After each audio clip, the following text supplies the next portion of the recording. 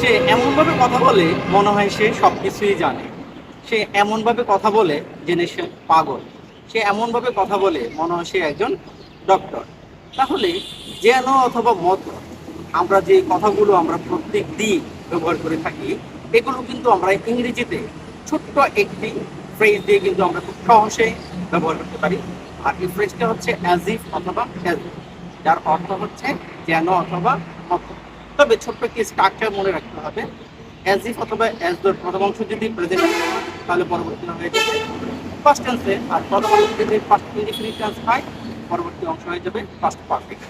এই সামান্য একটু গঠন মনে রাখলে কিন্তু আমরা পরবর্তী কাজগুলো আমরা খুব নিমিশেই করতে পারি।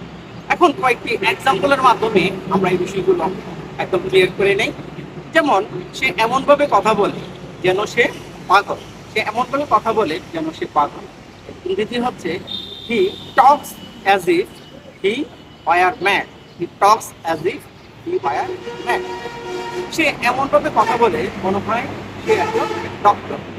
সে এমনভাবে কথা বলে মনে হয় সে একজন ডক্টর। তাহলে আর ইংরেজি হচ্ছে he talks as if he were a doctor. He talks as if he were a doctor. সে এমনভাবে গান গায় মনে হয় সে একজন singer. He sings as though he were a singer. He sings as though he were a singer.